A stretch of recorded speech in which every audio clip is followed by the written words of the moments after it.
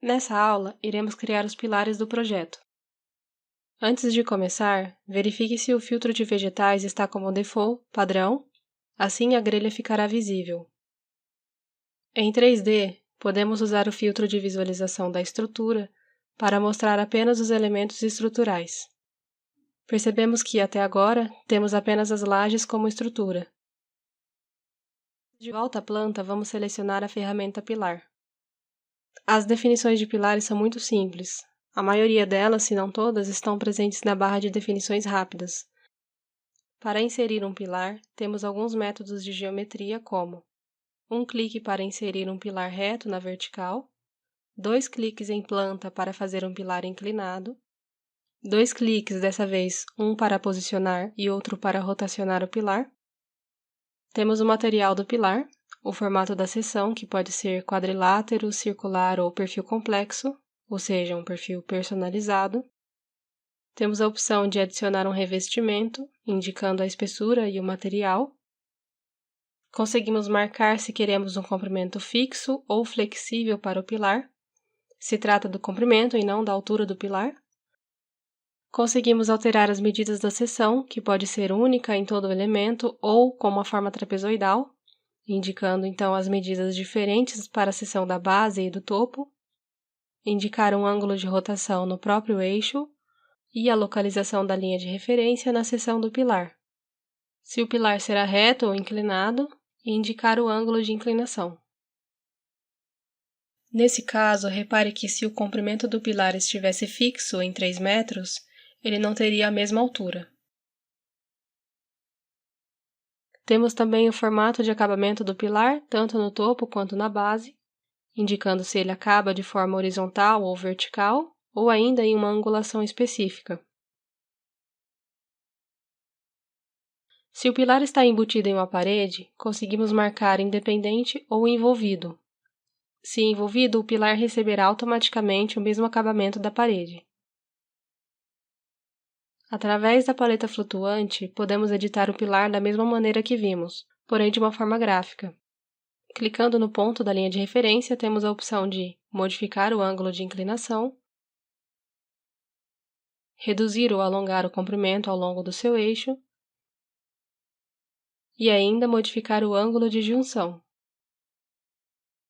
Agora, ao abrir a paleta a partir de um vértice da seção, teremos outras opções, começando por rotacionar o pilar no eixo, da mesma forma modificar o ângulo de junção, e podemos esticar as larguras da seção de modo lateral, para os dois lados ou para um lado só, e também no outro sentido.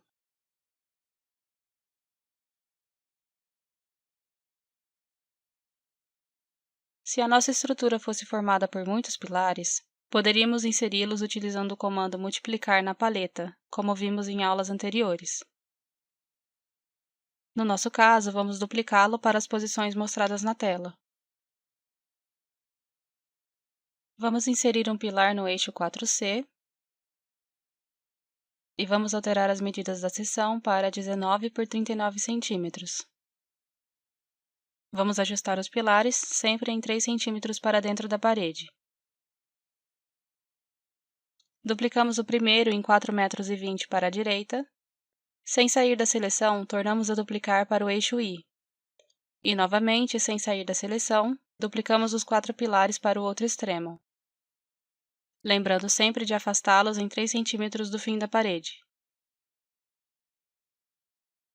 Selecionamos um pilar e duplicamos para o eixo 9G, e outro para o eixo 7C, finalizando em 3 centímetros com relação à parede do eixo 7. Inserimos no outro extremo também, no eixo 7I. Vamos agora rotacionar um pilar e colocá-lo no canto das paredes no eixo 7G, bem como nos seguintes pontos.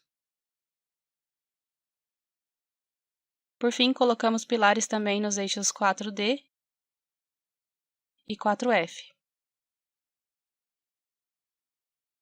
Podemos usar as linhas guias para conferir o alinhamento, sempre que necessário. Em 3D, podemos ajustar as alturas dos pilares da área da piscina para não vinculado a 1,5 m e alterar a altura dos pilares frontais para vínculo na cobertura. Para fazer os pilares do primeiro pavimento, podemos duplicar os pilares de baixo, segurando Shift no eixo vertical para manter a posição original. E então, na barra de definições rápidas, alterar os vínculos para o pavimento superior. Por fim, vamos corrigir a laje da sacada para que sobreponha os pilares.